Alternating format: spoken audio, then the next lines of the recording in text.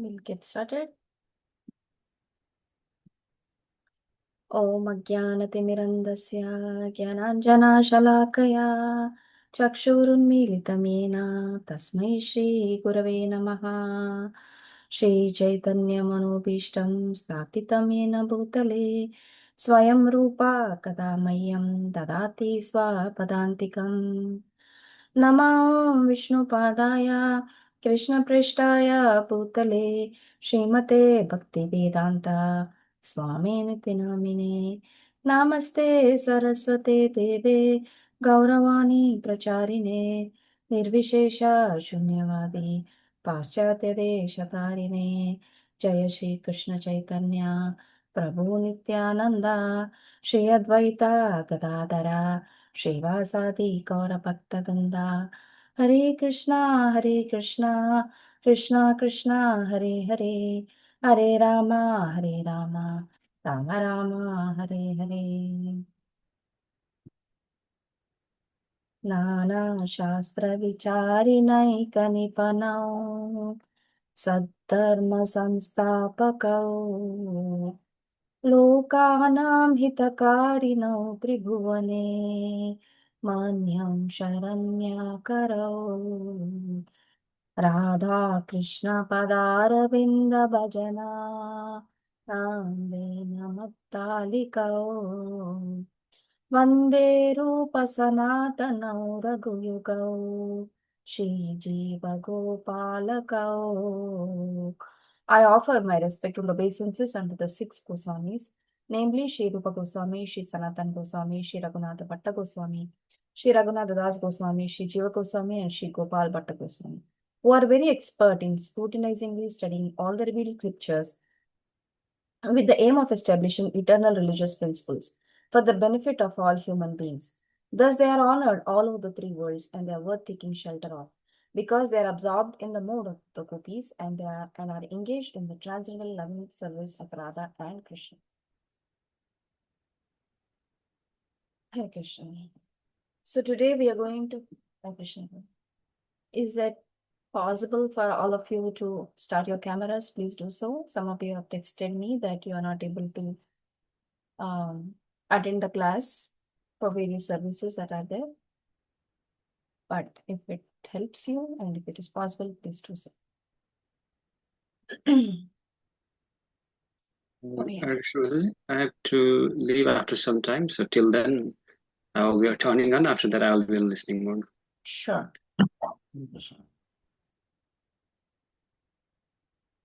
Okay. So today we are going to start the verse number 6. So quick recap on the entire nectar of instruction from the beginning.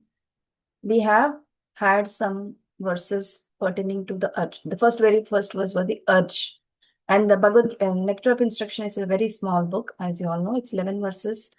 11 verses that talk about the Sambandha Gyan, Abhideya Gyan, and Prayojana. So the last 3 verses, which we'll cover in one session, are about Prayojana. So we are not going in depth on those because it's a personal application. So we know we have some information about it, but how you go deeper is in your application, or how you receive that whatever you have applied, how are you perceiving it is very independent, very specific for each individual. So, so that we cover very quickly.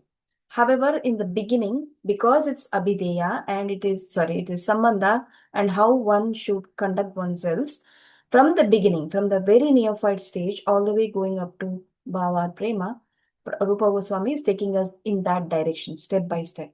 So it starts off with urges. The very first verse is to control the urges. If we don't control the urges, which is like basic, then how is that we're going to enter even into the Bhakti realm? So those urges of anger that come out of mind, and the organs like tongue, belly, genitals, they have to be controlled, and should be used in the service of the Lord. So that's the first verse. The second verse was on about the vices, atyahara, the vices which are like poisonous things, which will stop us from taking up the bhakti. which is atyahara, if you overindulge in any of the activities related to any of the senses, not just eating, with your eyes, with your other senses, ears, and anything atyahara. With atyahara comes prayasa and various other things like prayasa and prajalpa comes, niyamagraha comes, janasanga comes, and laulyam and everything else will follow. But we had an order. What is the first point? First point was the janasanga, which will cause us to do prajalpa, which will cause us to do atyahara, then prayasa, then niyamagraha. So that was the sequence we discussed in that class. So those are the vices. And then comes the virtues, which is important. We need to develop some virtues, which is utsahan. We need to be enthusiastic. We need to do utsaha, nischaya. We need to be very confident that Krishna will take us, and very patient, nischaya, dhairya. We should be with fortitude. We should continue. So that was the vices, and then there were other, which is utsaha, nischaya, and dhairya. Tat we need to follow in the footsteps of um, the great devotees, great acharya. Tat karma pravartanat. Sangatyagat satovrutti. So those are the things that we need to cultivate, which are the. Now there was a question asked, why is that Janasanga and Sangatyagat asked in the two subsequent verses? They look similar, but they are asked. Rupa Goswami is not putting something redundant in his 11 verses. 11 verses is very short for a scriptural, for writing a scripture. In that, if he uses two words which is similar, then what is the point? So first he put that in the vice, which means it's a vice. If you associate with the non-devotees, it's a vice. And the virtue is sangatyaga. So they convey the same meaning, such as always remember Krishna, never forget Krishna. So it is emphasizing that is such important, because Janasanga is a starting point for our all cause of association in the material, because that's where Janasanga, the third verse, Janasanga is the starting point. So Janasanga has to be given up, second verse, and Sangatyagas is a virtue. Janasanga is a vice, Sangatyagas is a virtue. So that's how it was. And then there were four favorable things. Which are the favorable things? Which cause bhakti to develop, which is dadati pratikranati guhyamakyati prachati bhunte bhojayate chaiva sadvidam priti lakshanam. These are the ones which right now in the fourth verse only talked about the priti, which is about devotion. Any direct reference to devotion happened only in the fourth verse. All until now is just the basic things. So he's telling that do these things, these exchanges, loving exchanges with devotees. He's just said that. But then in the fifth verse, it is more clear how you should associate with the devotees. These 6 loving exchanges are given, but then who should they associate with? Which are the people they should pick to do this? And then how we should deal with the devotees, which is Kanishta, Madhyama, Uttama. And then we said that the various references Mahaprabhu gives, only one chants the holy name of the Lord is a devotee, is a Vaishnava. Then one who's constantly devotee, is a constantly chanting the holy name of the Lord. He is a Vaishnava, Mahaprabhu says. And then he says, who causes everyone else to chant the holy name all over the world. Then he is a Vaishnava. So the Vaishnavas, starting from the one who chants the holy name and going all the way, who can create devotees, who can inspire other devotees, other people to take up this process. So then there were 3 processes, right? Karishna Madhyama. So how we should look at, we saw that in the last week, how they have initiated, how their faith is, and their knowledge in the scriptures, not looking at their bodily conditions and all that. So that was the 5th verse. Now, today's verse is about 6th. This is about the internal vision on how to look at devotees. Last week, the verse was on the externals. Like, you see a devotee, immediately pay obeisances. So that's still external. Now, how you should take this into your internal vision is this verse.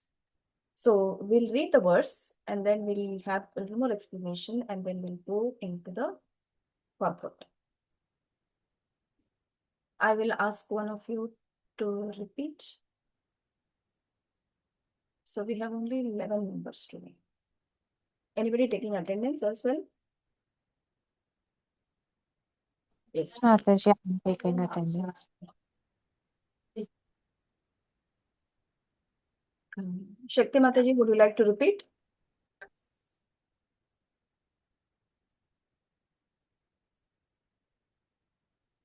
Okay. दृष्टे स्वभाव जनिते वपुश्च दोषैर्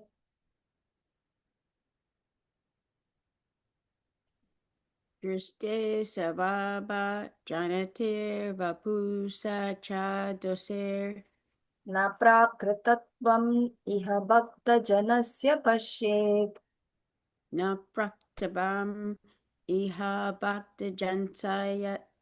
जनसाय या पश्येत् गङ्गाम्बसं न खलु बुद्बुदफेन पङ्केर् गंगां सा न कुन्तवा vanabhuravena pankir Brahma द्रवत्वम् अपगच्छति नीरधर्मै brahmadavatam aprachata nitya dharma aha. Thank you. Vigyan Prabhu, you would like to repeat as well. दृष्टेर् स्वभावजनितेर्वपुषश्च दोषैर् दृष्टैः स्वभावजनितैर्वपुषश्च दोषैः न प्राकृतत्वमिह भक्तजनस्य पश्येत् न प्राकृतत्वम् इह भक्तजनस्य पश्येत् गङ्गाम्बसं न खलु गङ्गाम्बसां न खलु बुद्बुदफेन पङ्केर् गङ्गाम्बशां न खलु बुद्बुदफेन पङ्कैर् ब्रह्मा द्रवात्वमपगच्छति नीरधर्मै ब्रह्मा द्रवत्वम् अपगच्छति नीरधर्मैः. Thank you.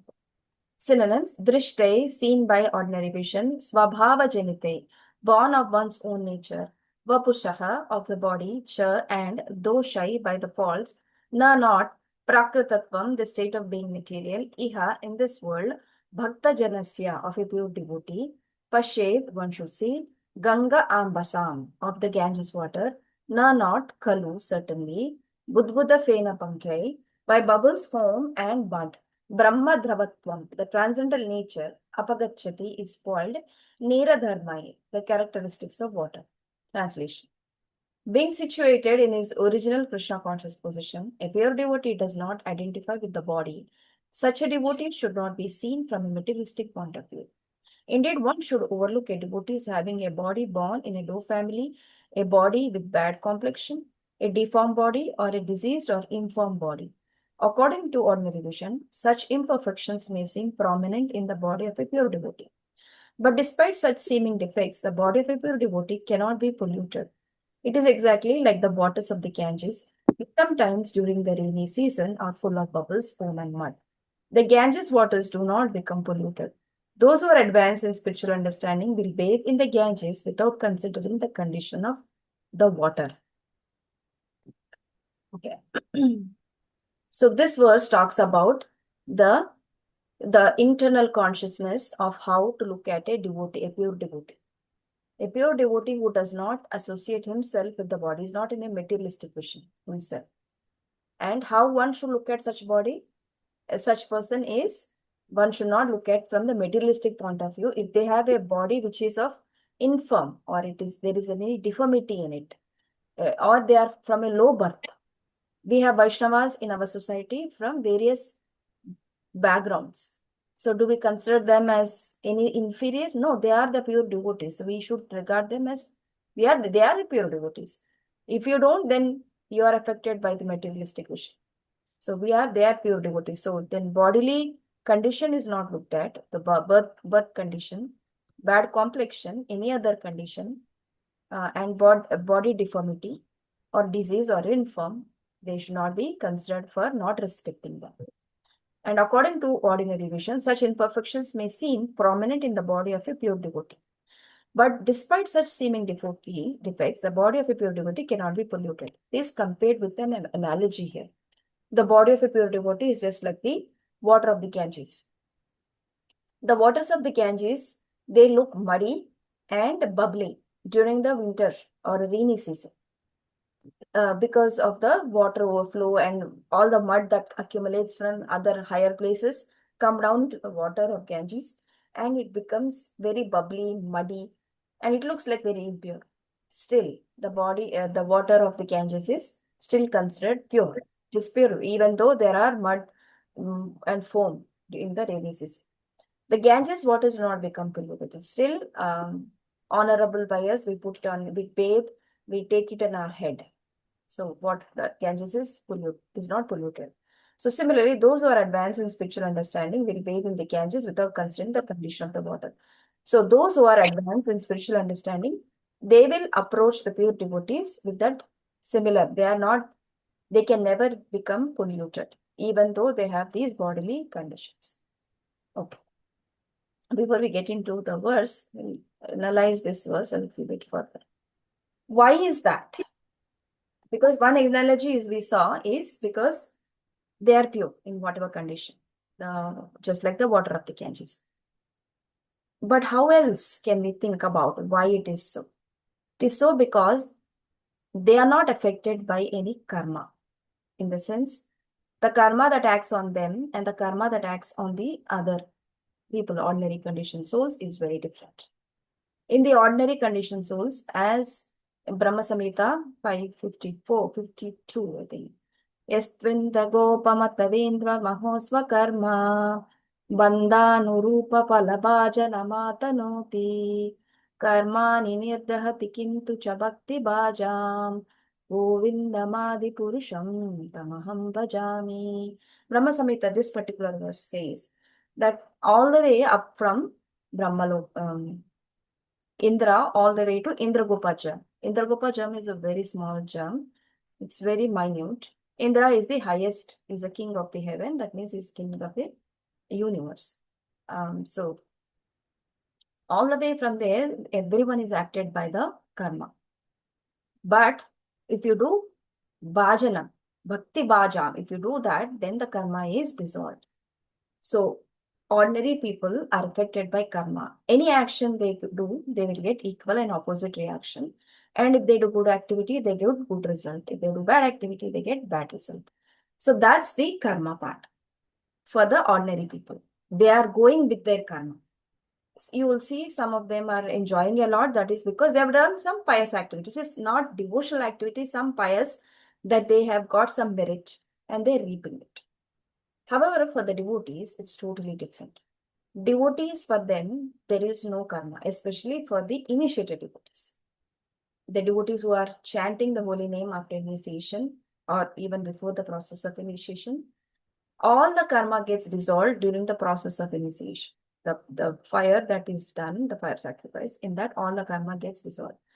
So looking at the karma itself, what are the karma? Karma is there is the pile of reaction that is in store for us, which is about to be manifested so that we reap it, either as a positive or a negative.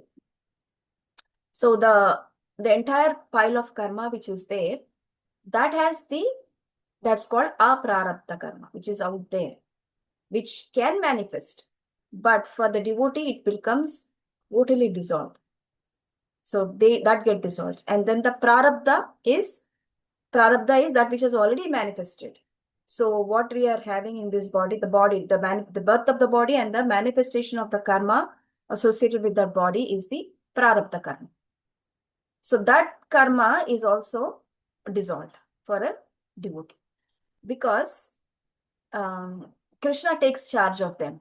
And because of the process of surrender, Krishna takes charge of them and he gives only token. That is what a devotee should look at it. I'm only getting a token for the purification purpose.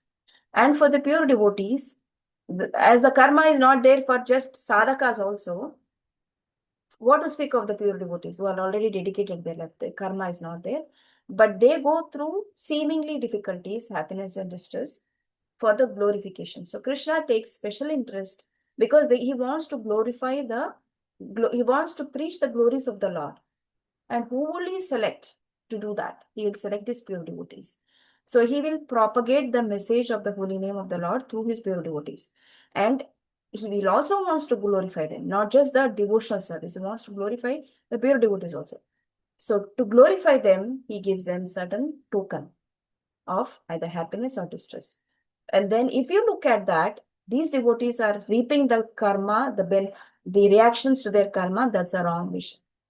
We should look at it. They are specially taken care by Krishna because Krishna wants to glorify them. That is why they are going through that difficulty or whatever seeming difficulty that we see. They may not even feel, the pure devotees might not even feel that they are going through some difficulty.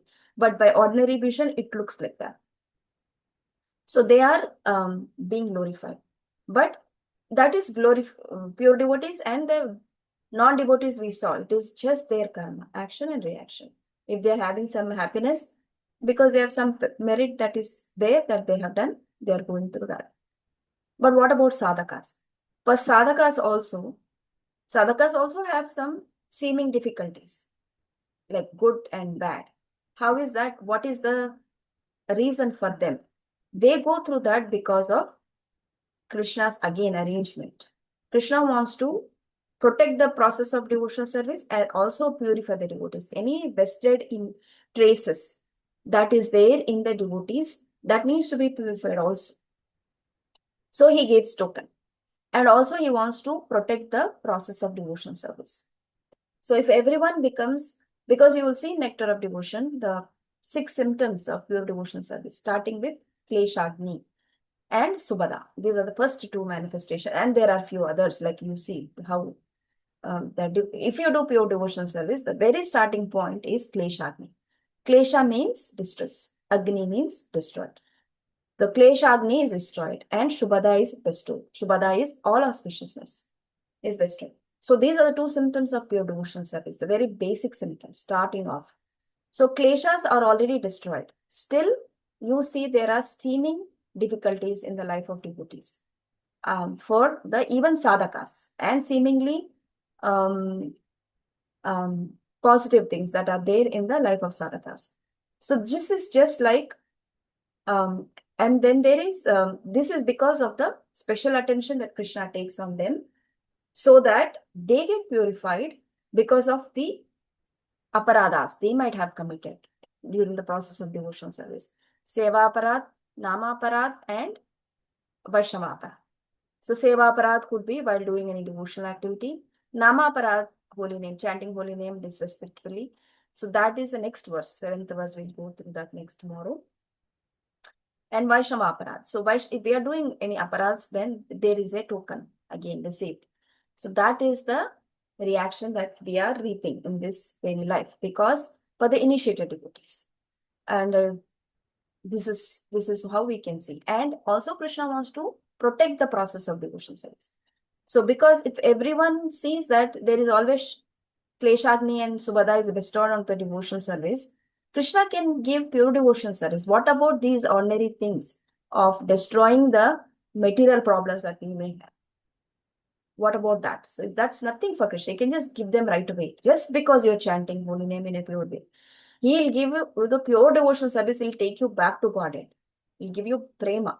So giving and reading of these minor things of difficulties is not a big deal for Krishna. He can do. However, he wants to purify the devotees so that, like I said, the first one is to purify the devotees for any aparadas that may have committed during the process, as well as to protect the glory of devotional service. He does not want to make it cheap for the people. They see only for this reason, okay, my problems will be removed if I do take up devotional service. If that is an interest, then he does not want. He only wants purity from that. You're only looking at your heart. He doesn't want how much you have that you can, he's not looking at material qualifications, only looking at your heart, right? So when he says that everyone comes to you, when they come to Krishna for removing their material problems, he does not want that. He wants only devotees who want to come to him for himself, to love him, to do devotional service to him, not to clear their material problems. So for that reason, he wants to protect the process of devotional service.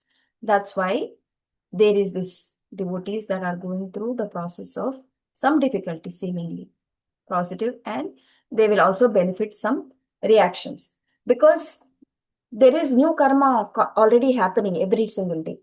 The one that pile that I spoke about is the aprarabdha, which has not yet manifested. It is ready. It can happen anytime in the future lives. But because the devotee is taking devotional service, it will all be completely burnt out. They will not go through the process of creation and dissolution, that which happens in the beginning of Brahma and ends at the end of Brahma's life, which is a dissolution, right? When the devotees have not purified enough themselves, then they enter into the body of Mahavishnu. We saw that in the 8th chapter of Bhagavad Gita. They enter into the body of Mahavishnu at the time of creation. And Bhutva Bhutva Praliyate. They take birth at the end of every millennium. They keep taking birth at the beginning of every millennium and go through the process. 8.4 million species of lives in this universe. We don't know about how many other universes are there, how many different types of living entities are there. We don't. This universe, this is the number that we have from the scripture. So they don't have to go through that process because everything gets burnt out in the beginning of the initiation. And the prarabdha is what has been manifested. It's also reduced because that can also be taken away. Like the kleshagni can be taken away by pure devotion service. Your karma is nothing, can also be taken away. However, there are traces for which Krishna wants to give us the token. And then there will be new karma constantly happening as we are doing. Aprarabdha is unmanifested, prarabdha is manifested, but the new karma that keeps happening, kriyamana karma, that's called actions that we are doing, that we have to offer to the Lord every single day at the end, so that it cannot affect you as well. So this is a practice. We spoke about it in some of our classes earlier. Every day we need to offer the results of our activities to karma with pure heart, not thinking that, oh, I've done some mistakes, so Krishna, I'm offering that to you, you purify me because I knowingly did some mistakes. Unknowingly can happen, but knowingly, if you do it purpose, Krishna will still forgive you. He's not a bad master. He still forgives you, but you cannot take advantage of this. So you need to with heartfelt prayers, we need to offer to Krishna all the activities that we do at the end of the day. So there won't be any more karma coming out for the sadhakas as well. So with that background, we'll go into the purport and then we'll see how many different varieties in which one can judge a pure devotee. I think Prabhupada is mostly because Prabhupada's mood and mission in preaching this information to the people, that is his mood and mission. He wants to establish Krishna consciousness in the world. So most of his scriptures, there will be traces of his mood and mission, how he has applied this particular principle from this particular words as a preaching application. You will see that in your question and answers, right? OBS, CBS. What is mood and mission of Prabhupada? What is the preaching application here? What is the scriptural reference, like that? So from the mood and mission of Prabhupada, he brings that point every single time he writes his purpose. So from that perspective, there are different ways in which we saw some of them, like bodily defects, low birth, material vision, some accidental mistakes that seem for the devotees, which are also given in the Bhagavad Gita. We'll go through that. And envying, can we envy any pure devotee? What about criticism? Can we criticize them? Can we give them any advice? Can we discipline them for any mistakes that they do?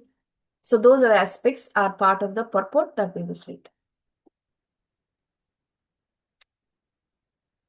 Okay. Priyanka Mataji, please read the first paragraphs. Sure, Mataji. Purport, Shuddha Bhakti, the activity of the soul proper, in other words, engaged in the transcendental loving service of the Lord, is performed in a liberated condition. In Bhagavad Gita 14.26, it is stated, Mam cha yo vyabhichareణ bhakti yogena sevate sagunan samatityayitan brahma bhuyaya kalpate. One who engages in full devotional service, who does not fall down in any circumstance, at once transcends the modes of material nature and thus comes to the level of Brahman. Continue, please. Continue. Okay.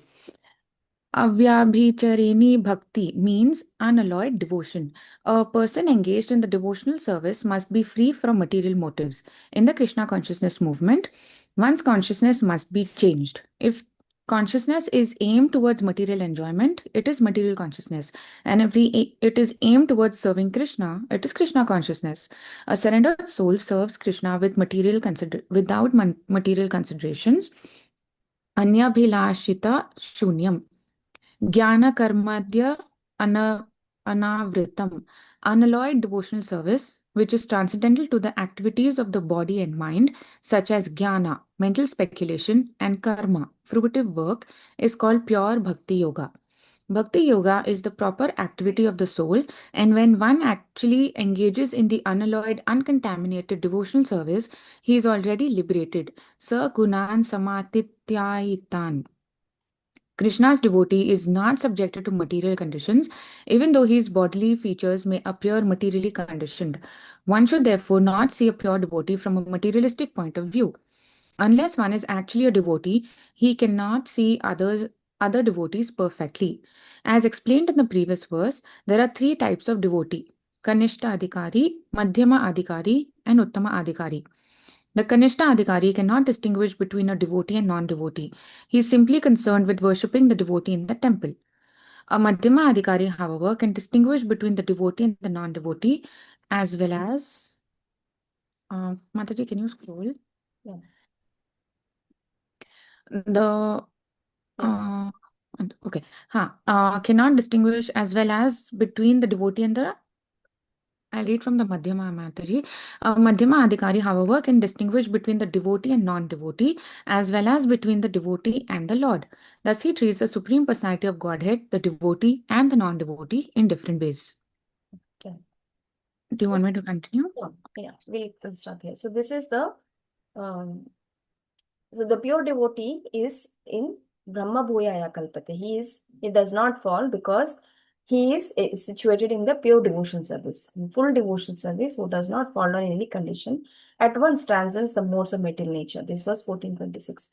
This chapter was from the modes of material nature, where the modes are constantly acting on the devotees, on everyone, not just the devotees, sorry, on everyone. How one can overcome the mode is by engaging in full devotion service, and does not fall in any circumstance at once and transcends the modes.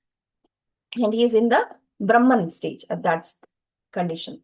So for that, one has to conduct unalloyed devotion service, which is avyabhicharini bhakti.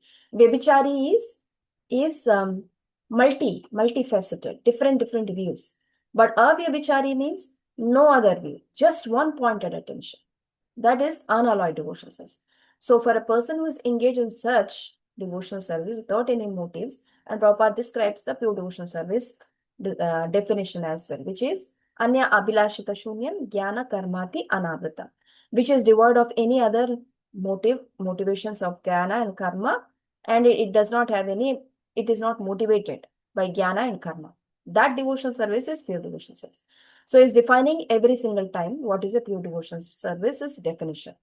And who does that is already situated in Brahman. So for that person, there is, if you look at it from any other angle, already we were given the information on what are the types of devotees: Kanishta, Madhyama, and Uttama. Madhyama, so Uttama is this person who will not differentiate between any conditions, because he comes down to Madhyama to preach. Otherwise, he sees everyone at the Brahman level. So then we should not criticize such devotees. We should have very respectful internal vision. Externally, we may pay obeisances, but internally, we should have highest regard for such devotees. So this is the internal cultivation verse. So we should regard them in that way. Now, coming to the next paragraph.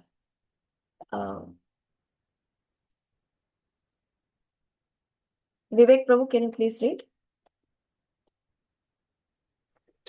Mataji, Prabhu is not there, but I'll read Mataji. Okay. No one should criticize the bodily defects of a pure devotee. If there are such defects, they should be overlooked.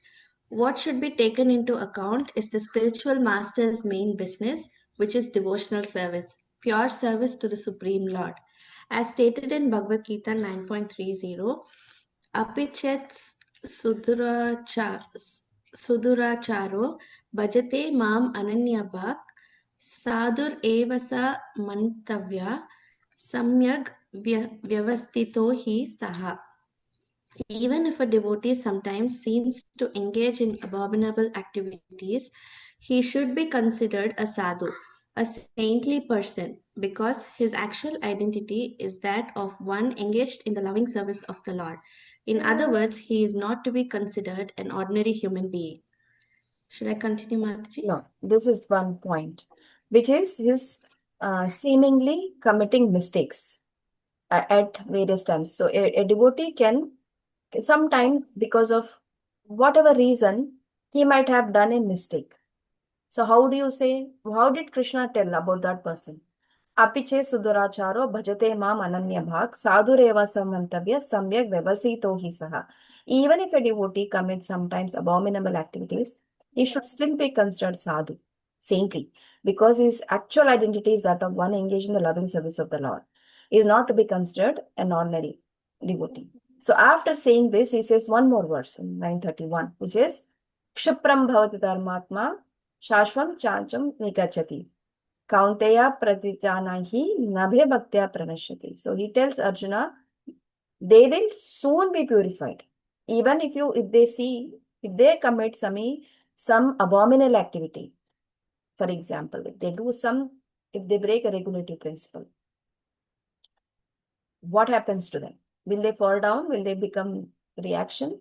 They may get reactions, Krishna's choice, because they are operating on Krishna's own will. They are under Krishna's will. So they can get however Krishna wants to deal with them. But he also tells that such devotees will become soon purified. So, Kaunteya pratijanehi name bhaktya pranashat. Declare it boldly, Arjuna, my devotees will never perish. So, that is what he says. So, going by that, we should never judge a devotee for seemingly breaking any regulative principles, even if they commit any abominable activities. We are never to judge them. It is between them and Krishna, because they have a direct channel with Krishna. If we try to take up some role in that relationship, we should not. We will fall down. We will get impacted by it. So both of them have a direct relationship. Krishna can do whatever he wants to do for a devotee. He already said they will not fall down. They will come back. And he's already telling Arjuna to declare it boldly, my devotees will never perish. So we should not look at their mistakes. Sometimes they do any breaking of the principles. So that is how we should have the vision. Now, then he speaks about their birth. This is the birth part. Srinivas Prabhu, can you please read?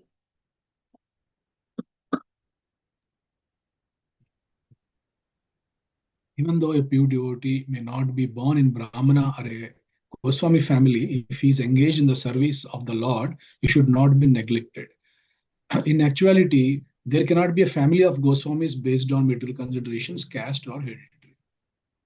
The Goswami title is actually the monopoly of a pure devotees. Thus, we speak of the 6 Goswamis headed by Rupa Goswami and Sanatana Goswami.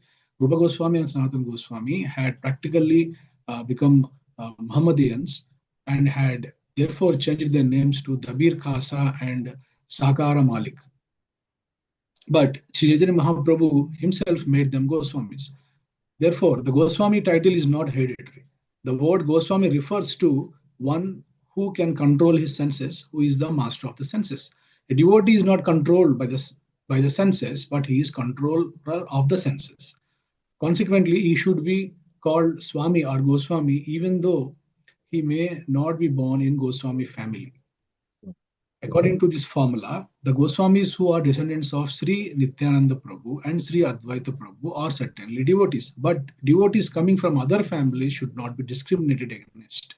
Indeed, whether the devotees come from a family of a previous acharyas or from an ordinary family, they should be treated equally. One should not think, oh, here is an American Goswami and discriminate against him. Nor should one think here is Nityananda Vamsha Goswami.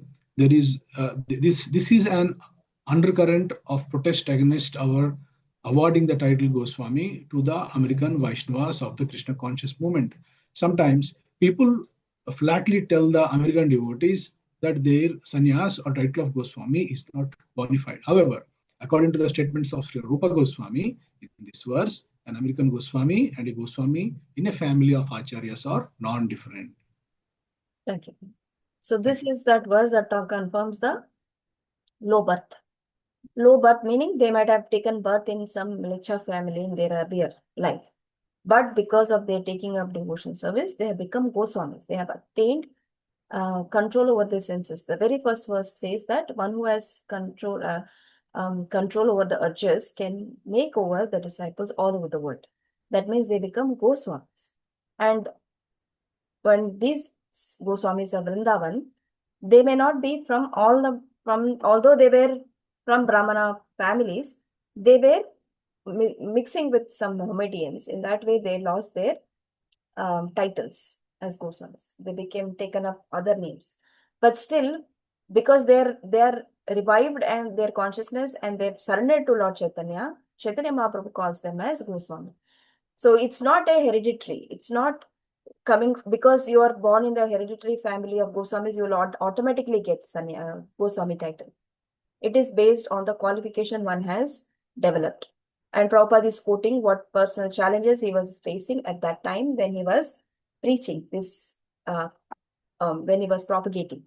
And because of his stance to give titles to his disciples who are Western bodies, then he was facing some undercurrent from the then Goswamis.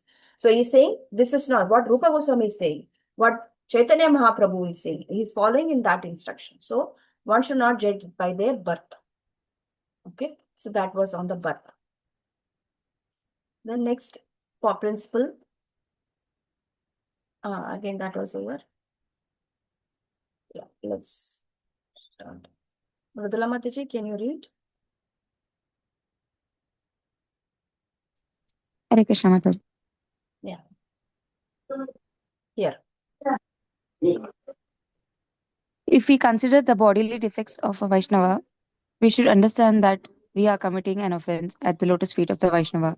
An offense at the lotus feet of a Vaishnava is very serious. Indeed, Sri Vaishnava Mahaprabhu has described this offense as Hatimata, the mad elephant offense. A mad elephant can create a disaster, especially when it enters into a nicely trimmed garden. One should therefore be very careful not to commit any offense against a Vaishnava.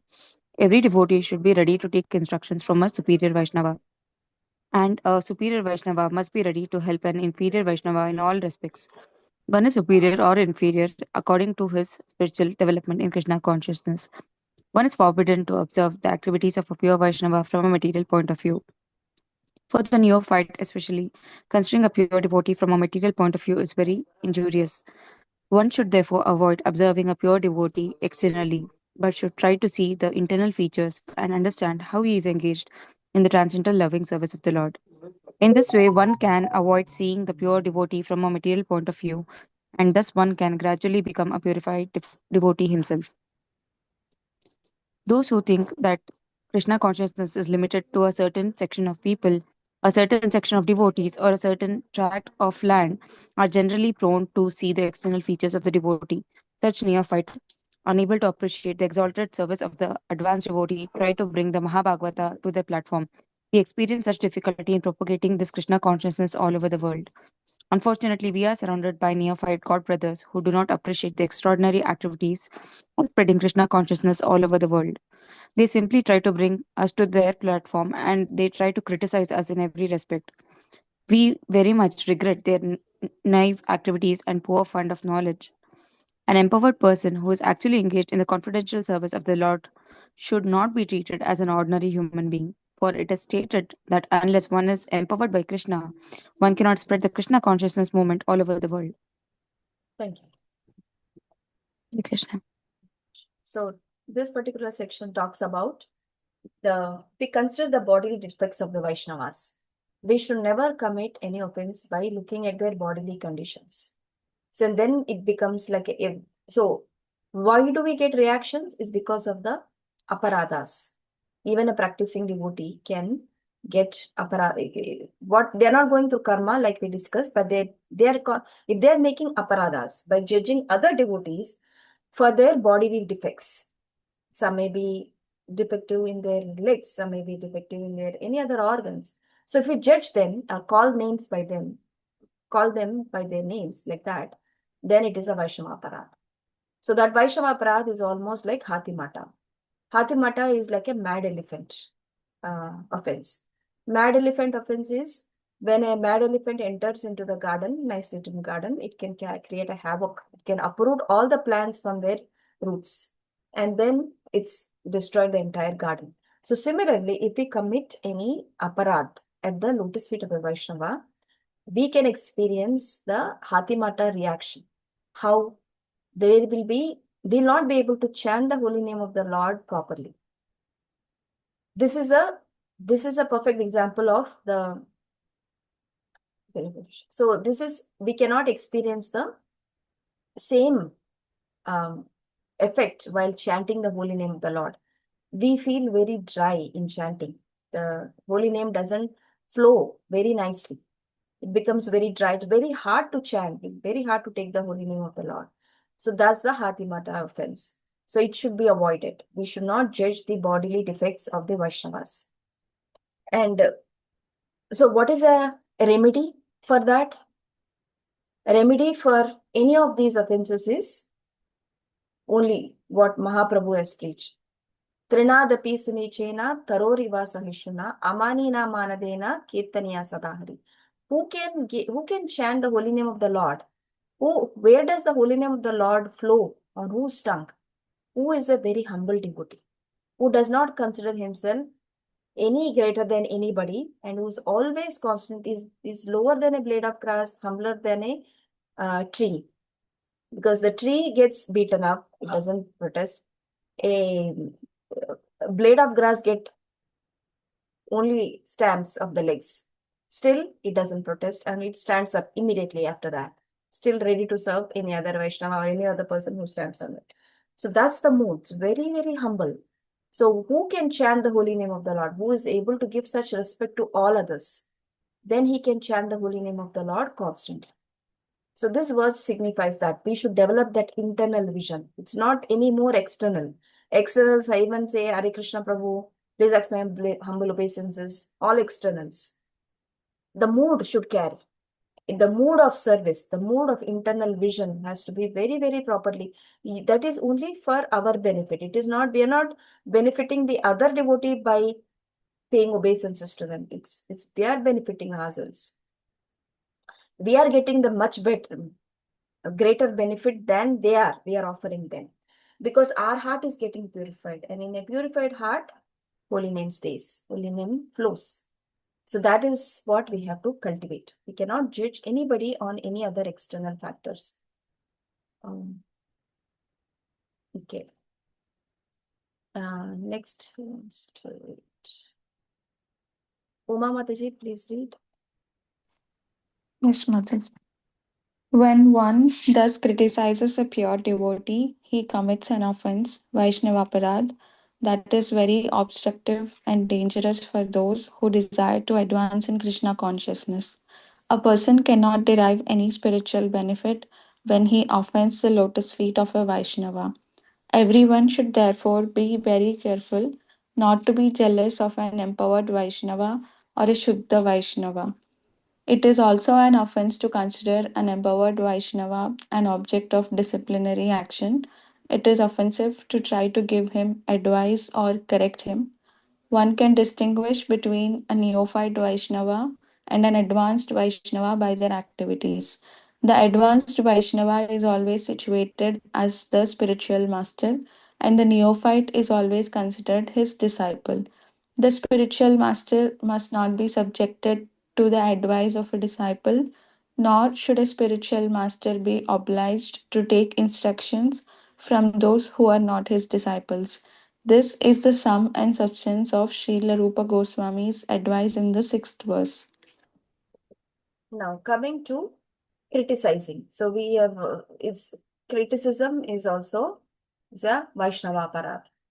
We cannot come criticize any devotee. So some things that they are doing, they may have some peculiar behaviors, some things that they do very peculiarly. It might be not going very well with you.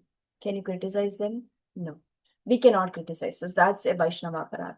It's very obstructive. It's very dangerous for our own progress of Krishna consciousness. And we will not get any spiritual benefit. Spiritually, we will not make any progress. And one more thing is we should not be jealous. Jealousy is something like most of the purification that we see in our lives. Where do you think it occurs? In which category? With the pure devotees, you may be very, very, very humble, giving them all the respect that they deserve. Right? What are the different ways from our last class that we deal with the devotees differently? How do we deal? Giving them gifts, Mataji, building relationships. Yeah, different devotees. Can you tell from the categories that we have? What are the different categories of the devotees? Are you referring to the Kanishta Adhikari, Madhyama Adhikari, and Uttama Yeah. Adhikari? Yeah. Mataji. So these three. Yeah. So with the Kanishta, you are very respectful. You offer obeisances in your mind, right? You regard them. Respect deserves for everyone. Everyone deserves respect. So you respect everyone. You're very offer obeisances to them in your mind. Kanishta. Madhyama is where there are 4 different ways in which Madhyama deals with the devotees. With the pure devotees, is respecting, offering obeisances, serving, not just respecting, serving pure devotees. With the Kanishta, he is offering obeisances in the mind, and for the innocent, he is very, very compassionate. He goes out and preaches with the innocent. And with the similar class of devotees, which are our friends, what do? We make friendship. So this is the 4 ways of dealing with the devotees. Madhyamas do in these 4 ways. With the pure devotees, they serve. With the innocent, they preach. They're very compassionate with innocents. With the envious, we stay away. With our like-minded, we make friendship. So where do you think from these 4 classes, where is the maximum purification happening in the relationships? In friendship, Mataji? How? Because when you are treating somebody as a friend, you treat them as equals, and that's where envy arises. And I remember there was this in Bhagavad Gita as well, where Arjuna said that I have always been treating Krishna as you as a friend, and I may have committed so many offenses because I was calling you Yadava, or I was calling you all that. But actually, you are, I should be having worshiping you. So whereas in friendship, most of the envy could arise. Yes, right. Friendship is that place where maximum purification can happen, because maximum we will feel jealous because they are our peers. We feel, oh, they are making progress. I am not making progress. Spiritual master is very benevolent to them. He's giving them special mercy. I'm not getting it. So that's the jealousy. And there is, now if you're humbler at that stage, that's your purification. Then you're making a lot of progress. So the maximum purification happens within the like-minded, the same peer group. And so that's why we have to be very careful not to envy anybody. Envy, jealous, criticizing, not just pure devotees, any devotees. We should not be doing that. Okay, I can take questions today because we're almost done with the workput. Yes, and we'll close. Yashoda. Hare Krishna Mataji.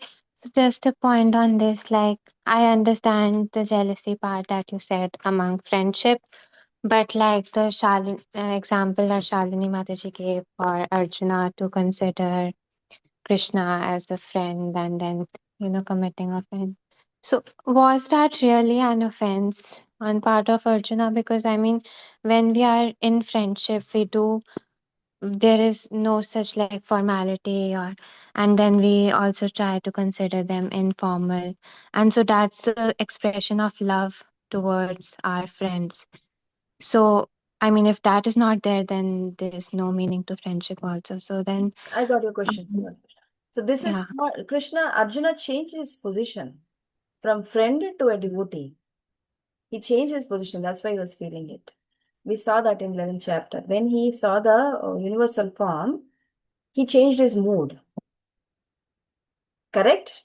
You remember that point? He was his friend. We are friends. We operated on the same place. We ate on the same plate, slept together. He says that. But then now he considers him as a supreme personality of Godhead because he has shown his universal form. He is not treating him as any friend anymore. He changed his stand. He became a devotee, surrendered to him. Then he offers prayers. Then he asks for forgiveness, not when he was in a friendship mode. I hope that point was clear. Within friends, we are very free. We change, we express our mind.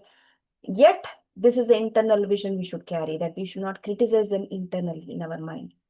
We should not um, be jealous, because jealousy and all are internals. You may be very friendly, but you can be very jealous also of a person, very envious of them. That's not we should have. I hope this point is clear, Yashoda. yeah. Thank you, Mataji. What Shalini was trying to make is, because in the friendship now, yeah, I should have added in itself. Yeah, she bought that point, but the point is within Arjuna and Krishna's situation, Arjuna's became a devotee later in the same in the same set of verses. It says, I'm sorry, Arjuna. I called you Yadava, he Saketi, and all that he says. So he became a devotee, he offers prayers and he surrenders and glorifies. So that's a different mood he carried in that. Later on, he changed again. Finally, he's his friend. The Sakirasa is what is prevalent. But the point I was asking is, where is the maximum purification happens is during the friendships. Because in the friends, you are very free, you can share your mind, you can be very judgmental also. You can be very critical also. And if it is in a joking mood, in the friendship mode, it is good. But if it is in a serious mood, you're trying to be really serious about what you're telling, in the sense like you want what they are getting it. It's a jealous feeling, right? You can be critical, you can give your mind, you can be joking. All that is required in a friendship, but it has to be in a respectful internal vision. Respectful internal vision. So this is all the subtleties of devotional service. They come along with the practice. It's not just, that's why 8, 9, 10 verses are given as information only, because this is something that prayojana, one has to experience for themselves. It has to be experienced by applying this process. So it comes, it's bestowed upon you. These are the internal revelations. This is science of self-realization that comes. So it cannot be given in a classroom setting. It has to be realized by what can be given in a setting is how to do, what to do, process. Rupa Goswami is explaining this is all Vaidhi sadhana, Abhideya process. Do it this way. But how you experience a reciprocation, it's one-on-one with Krishna and you. That point was clear. Okay, now Krishna Avatari Prabhu. Krishna Mataji, the word here is, it says that one should try to see the internal features and understand how he is engaged in the transcendental loving service of the Lord. So, to differentiate a regular person and a spiritual person, you have to look at these qualities. But then there are Swamiji's coming either in the TV or YouTube channels, giving lectures on Bhagavad Gita, and they bring the idol, they do the worship, everything, showing them that they are doing the transcendental service like Aarti and so on. How to differentiate between our spiritual masters and those kind of different set of people? I couldn't understand fully, like what. Okay, so Swamiji comes from abroad, and then he says that he's a spiritual master, and he is showing his ability, like doing the sadhanas and prayers and doing a lot of rituals in front of the audience, and then there are thousands and thousands of followers. So how you differentiate between them and ISKCON gurus? First of all, I would like to ask you a question. Mm-hmm. Why are we following the other gurus? We are not, but then there are people who are going and then standing in the queue and sitting there, listening to their lectures and stuff. And Is that is your that question or is it coming from the other persons? How from should the other person? It's not me going there. No. so let them do what they want to do. We have a process, we have a very bona fide process. We have authorized acharyas in our movement who are giving us. Why should we be judgmental about them? Let them do what they want to do. But for us, we are very clear. This is what we will follow. And for a person, for us, it's like marriage. When we are committed to a person, we don't go looking for other people. Then it's become infidelity in the marriage, right? It's called like that. So when we are in a process, we have to be very faithful to our process. So we don't have time to deal with other things because there's so much here to do. Where is the time to go to others to do anything or to hear from them? So if they are doing something, if they are getting benefited in some way, good for them, let them do it. We are good with what we have. We have our own process. That's what I would like to say, Prabhu. Unless there is any other thing I'm missing here, you want to ask more. I think Mataji, he's referring to, let's say, Premanand Maharaj, because lots of people are following him. However, I was also listening to him, but I realized he belongs to a different sampradaya. So if we want to stick to our sampradaya, we have to be loyal to our parampara. And that loyalty means that we have to be sticking to the processes and the Vedihi bhakti that Prabhupada is actually teaching us. Yes, my answer still remains same that we are married to a process. We cannot go out of the marriage. So that's it's again a neophyte understanding. In my limited understanding, I'm trying to give this as an example or a analogy, but it can be given in any other way also, much more authentic with lot of scriptural evidence. But we have to be faithful to her. Let them do what they want to do. If they're getting benefited in some way, let them do it. But for us, we have enough in our plate. We have enough of teachers who are giving a lot of spiritual understandings, deeper insights.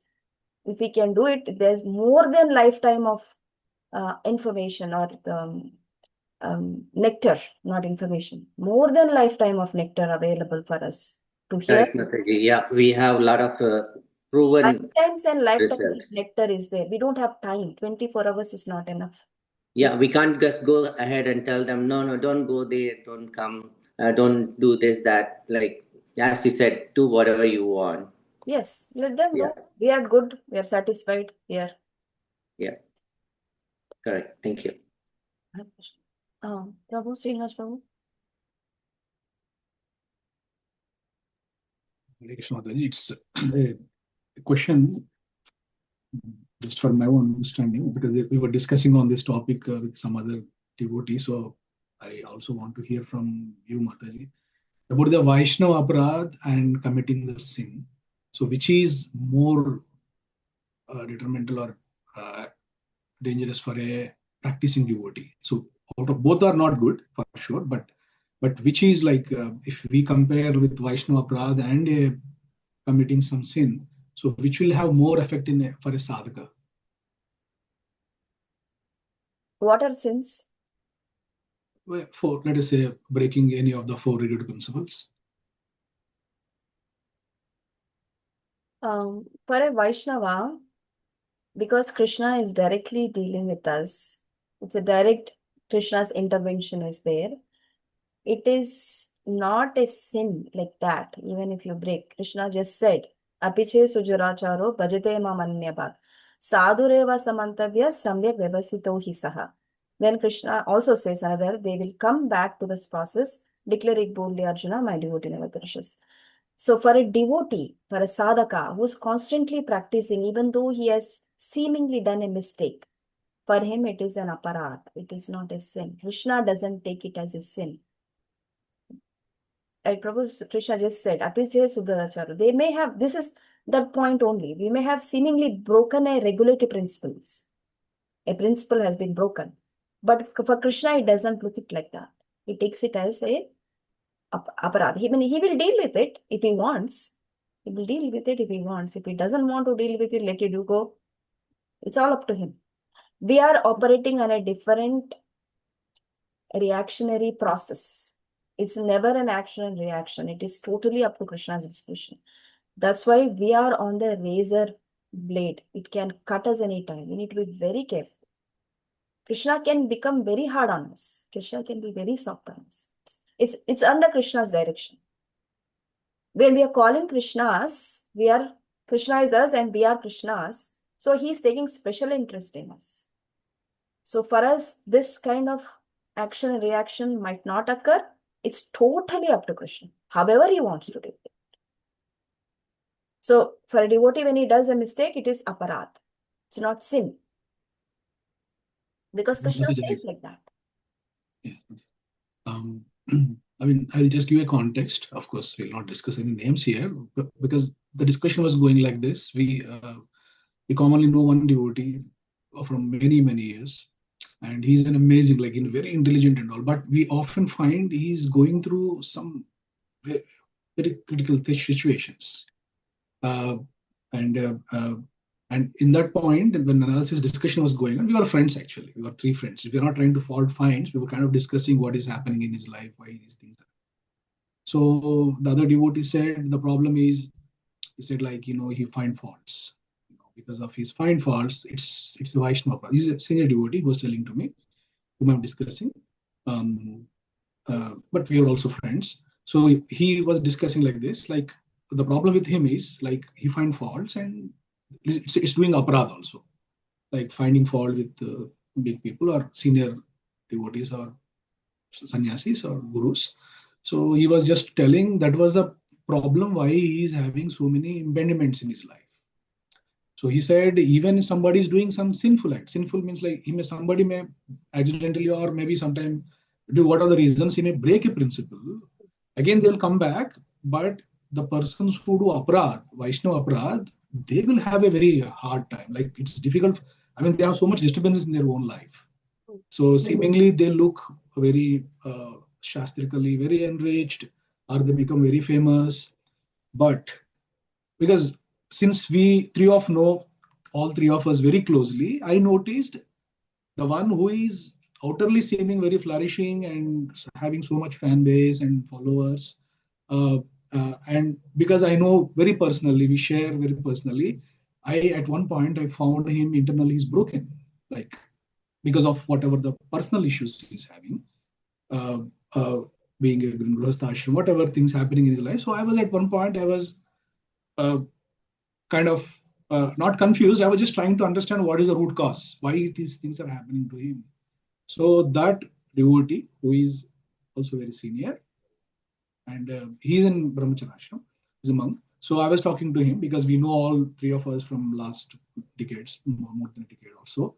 So he was telling me this. The problem is like, yes, if somebody is doing some sinful activities or sometimes break a principle, regulative principle, that is actually kind of little less harmful than doing a aparad like this, what he was doing. So to be honest, I just want to hear from you because like, you're one of the authorized teachers, what we have. Though I was convinced with him, but I just want to have it's not a second opinion because sadhu is a sadhu. So I was just thinking like whether that is really more damaging for our spiritual path and it also disturbs our the life. Vaishnava aparad is a more damaging Hatimata offense, right? Isn't it? It's Hatimata is when we have to when the whole thing comes out, the garden gets damaged, the devotional creeper is broken. Hatimata is such kind of over and over getting that example.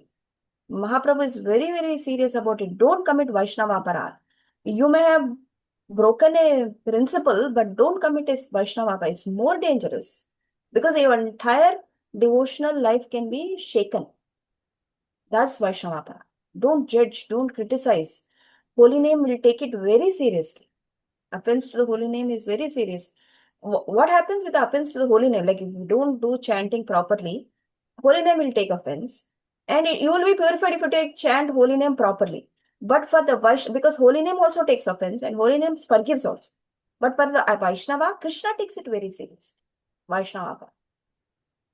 He will forgive you for your sins, like whatever you said, breaking regulative principles, forgive. But if he offends his pure devotees, he will never forget that.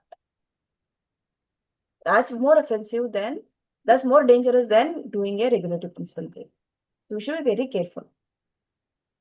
So whatever he is getting is, some is karma is manifested already because he's facing some issues in his life, meaning something has manifested already because certain karmas are currently manifesting also for whatever we have done in this life. It does not, everything gets stored for the future life. For example, if you have to study for a class, if we don't study, obviously the result is fail.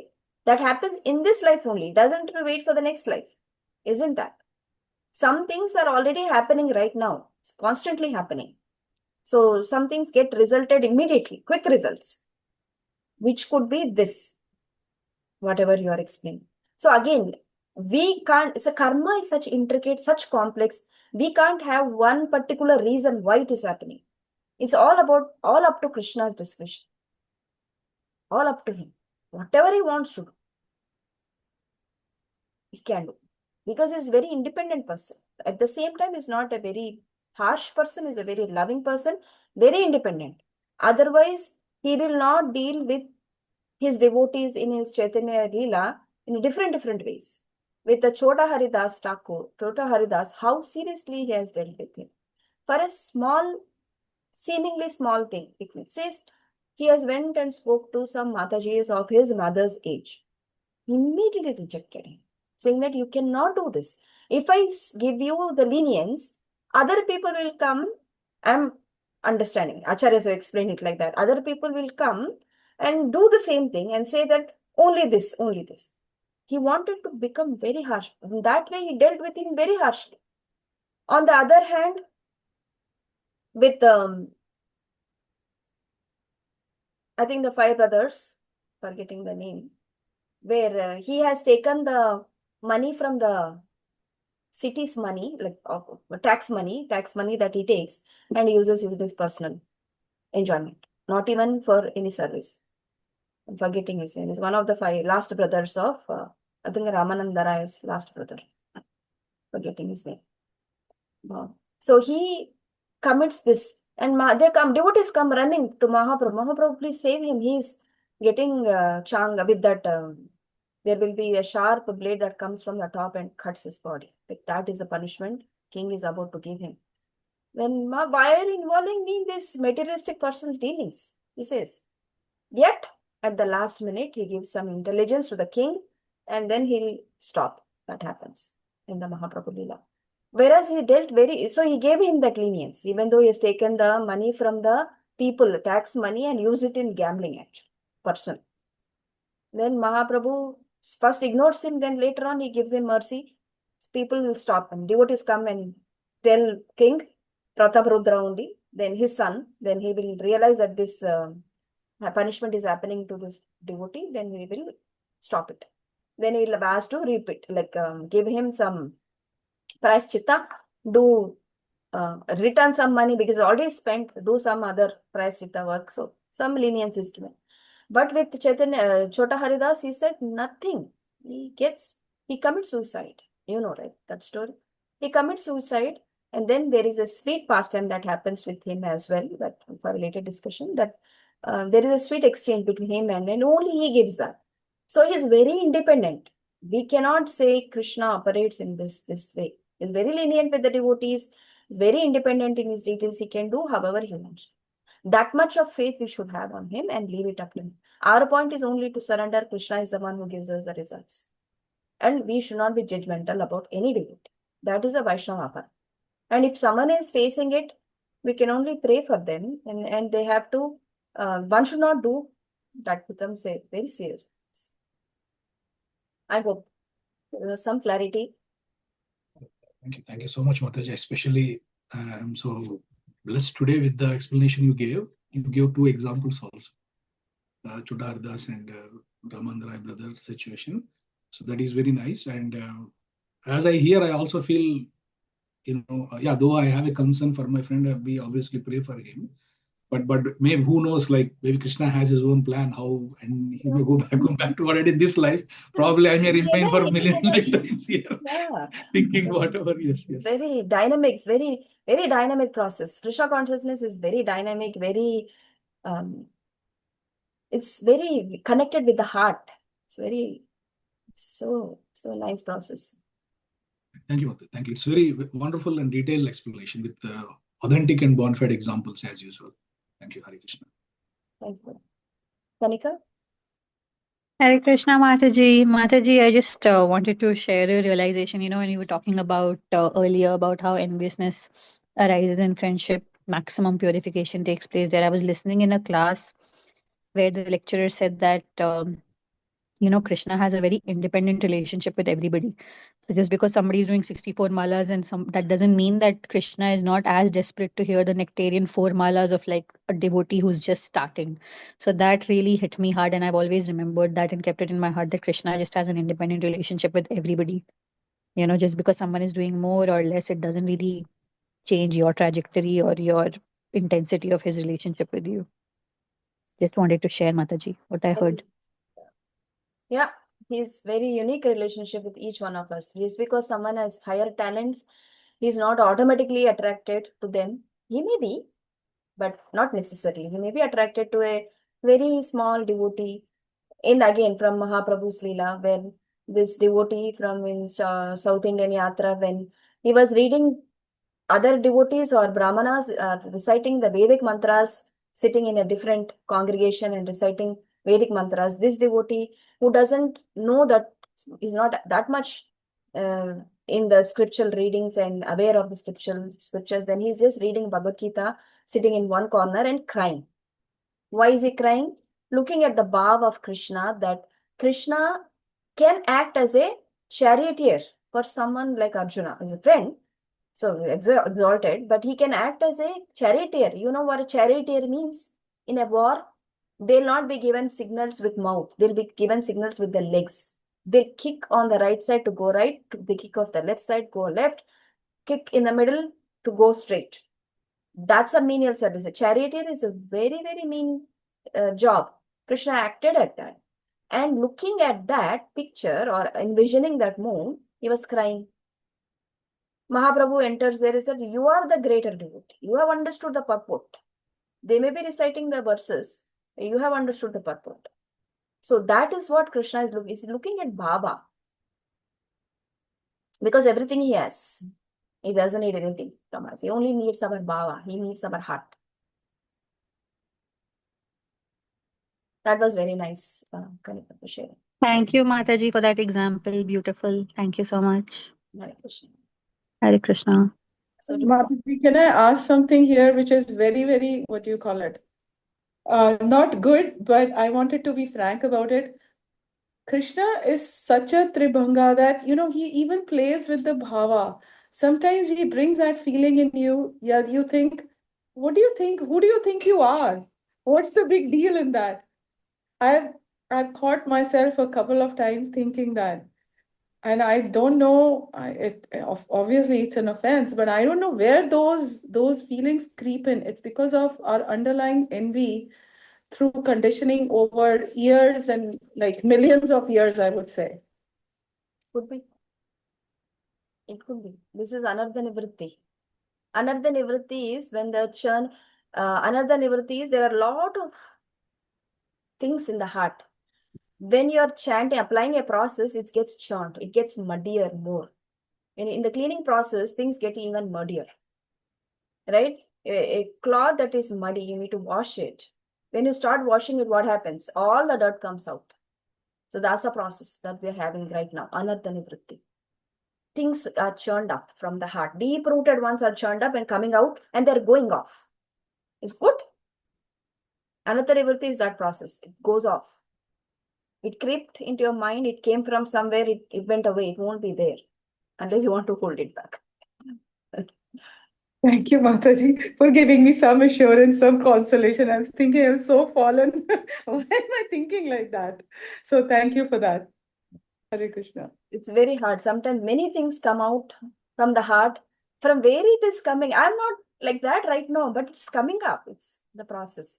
You'll experience that even more. I don't want you to, but you may.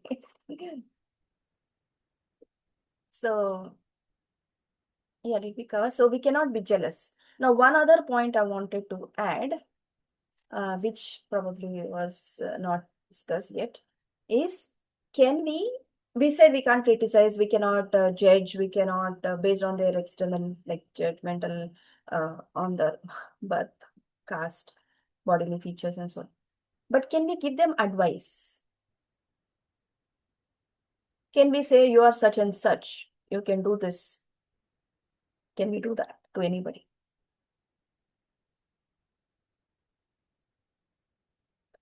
We cannot advise anyone unless they ask for it, first thing. Definitely not the superiors. We cannot advise the superior. We cannot offer. We won't be paid for free advice. We should not take that. Unless we are hired, we cannot give advice, first thing, to anybody. Unless you have the relationship. They made you as a spiritual master in some way, and you are responsible for their spiritual growth, and you are their spiritual master. And you're their responsible person, like you are a parent, or you are their spiritual master, you can guide them, but not anybody. What if you see some disturbance happening around? So that is very disturbing and you can't keep quiet. What do? You report to their managers, to their seniors. We cannot take the matter in our hand. We need to just report it to their seniors, whoever they are responsible for, or under their someone's guidance. If they are there, you need to go to them and tell them. We cannot take the matter in our hands. So that is what we have to do. I thought there might be some more questions on this topic, because this is what we see around. Like, I have a problem with this person, I have a problem. What do I do? Can I tell them? No, if we have a relationship, it's all relationship is. If you think they are your friend, they can take your advice, then you can go for it. But if they are not, they are seniors, then you have to go to their seniors only. You cannot take the hands in your hands. That is the one more point I wanted to tell. So we cannot be judgmental about, finally concluding, we cannot be judgmental about their bodily defects, about their birth, about any material vision that they are doing in certain way, operating in certain way, any accidental mistakes like breaking principles. We cannot envy their position, we cannot criticize them, we cannot advise them, neither we can discipline them. We can only discipline who we are responsible. Spiritual master can discipline us, not us. Not we go tell them, okay, I give you a punishment, do this. We cannot do that. So that was it. If there are any questions, we can take more. We have a few more minutes, otherwise we are going to stop.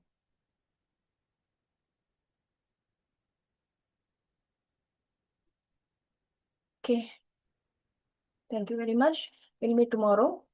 We are actually in the middle of the section, because this is coming to the essence part, like internal things, taking it internally process. Earlier things were just, informatory, like sambandha, understanding the process. Now this is application.